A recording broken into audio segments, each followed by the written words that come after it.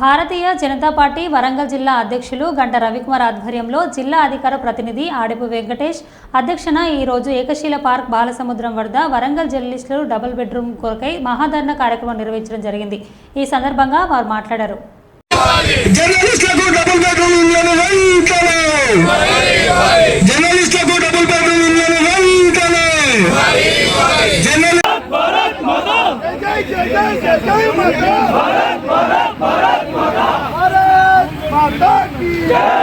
సమస్యల పోరాటానికి మన వరంగల్ కలెక్టరేట్లో మహాధర్నా కార్యక్రమం చేపట్టడం జరిగింది।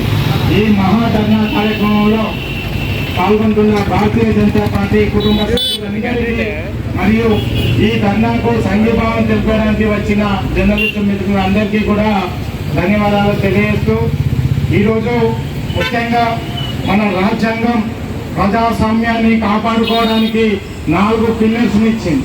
ఆ 4 పిల్లర్లో ఒక పిల్లర్ అయిన ఈ మీడియా రంగం చాలా కీలకమైనది।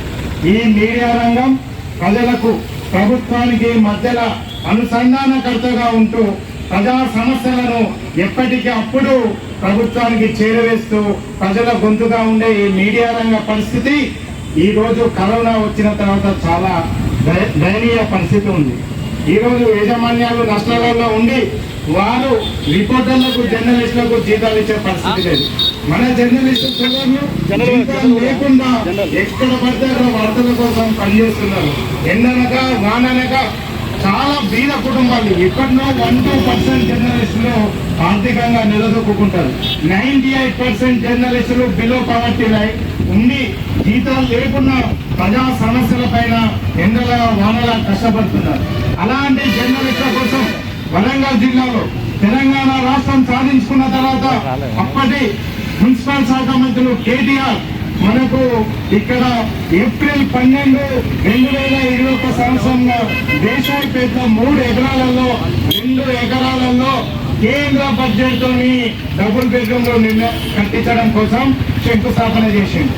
ఆ శంకుస్థాపన రోజు మీడియాలో ఒక పండుగ, జర్నలిస్టులలో ఒక ముఖంలో ఒక పండుగ। ఇంటికి వెళ్తే వాళ్ళ భార్య పిల్లలు ఈసారైనా మనకు ఒక వస్తుంది అని వాళ్ళ భార్య నువ్వు జీతం లేకుండా ప్రజల కోసం పనిచేస్తున్నావు, ప్రభుత్వం గుర్తించి మనకు ఇల్లు ఇస్తానని ఒక ఆశతోని 2021 ఏప్రిల్ 12 నుండి ఇప్పటి వరకు చూస్తుంది। అప్పుడు మన స్థానిక వరంగల్ జిల్లా తూర్పు నియోజకవర్గం నుంచి నన్నపల్లి నరేందర్ దాన్ని కట్టేటప్పుడు 2 నెలలకు ఒకసారి ప్రకటించి ఒక పండుగ వాతావరణం జర్నలిస్టులు అందరికీ మళ్ళీ ఆశ, దానికి ఒక మీడియా ఒక 500 మందితోని ప్రదర్శన మేము చేస్తాను, మీడియా మిత్రులకు ఇస్తున్నాం। అలాంటి వార్తలు చూసిన జర్నలిస్ట్ కుటుంబ సభ్యులు వారి పిల్లలు ఆనందపడ్డారు, అరే మనకు వస్తానే ఈ పని అవుతుందని। కానీ ఇదే నరేందర్ మళ్ళీ ఎన్నికల ముందు ఇస్తే అయిపోయేది, షార్ట్ లిస్ట్ అయింది, కలెక్టర్ దగ్గర ఉంది, అప్పటికి రెడీ అయి ఉన్నాయి। కానీ ఎన్నికలలో డబుల్ గేమ్ ఆడి నరేందర్ పడినప్పుడు ఇవ్వకుండా మగ్గపెట్టి పెండింగ్ పెట్టి ఎన్నికలు ఇవి ఇస్తే జర్నలిస్ట్ సోదరులు మళ్ళీ నాకు ఎన్నికలలో ఉంటుందా ఉండదా అని ఒక ఆశతోని పెండింగ్ పెట్టుకొని మళ్ళీ నేనే కదా గెలిచేది, మాదే కదా ప్రభుత్వం, వచ్చిన తర్వాత చూస్తామని ఒక ఆశతోని దాన్ని పెండింగ్ పెట్టింది। ఆయన ఏం చేసిండు, మన కాంగ్రెస్ ప్రభుత్వం అధికారంకి వచ్చింది వాళ్ళు సరాయిస్తున్నా ఇంకొక హెచ్చరించుకోవాలి, ఇది మంచిది కాదు, ఎవరికి మంచిది కాదు, ఆరోగ్యం కాదు। మీరు ఏం చేస్తారు, ఆయన ఏలైపోయాడు, మాజీ ఎమ్మెల్యే ఏలైపోయాడు, మరి మీరెందుకు ఇస్తలేరు? ఇలాంటి బాధ్యత ఉంది కదా, పోతులు వేసి అనేక ప్రారంభోత్సవం చేస్తూ ఉంటారు, అనేక మంది హామీలు ఇస్తూ ఉంటారు। నేను ఒక హామీనే ఇది, నేను శాసనసభ్యుల హైదరాబాద్ జర్నలిస్ట్ సోదరులకు ఆ రోజు 1600 ప్లాట్ ఇచ్చారు రాష్ట్ర వ్యాప్తంగా, ఆంధ్రప్రదేశ్ రాష్ట్ర వ్యాప్తంగా 1600 ప్లాట్లకు 16 మందికి 1100 మందికి ఆ రోజు ప్రభుత్వం ఏర్పాటు చేసింది। తర్వాత ఏర్పాటు చేసిన దాన్ని మొత్తం కోర్టు సుప్రీంకోర్టు ఆగిపోయింది। ఇక్కడ సమస్య లేదు, నాకు తెలుసు గత journalist lower middle class journalist నాకు తెలుసు,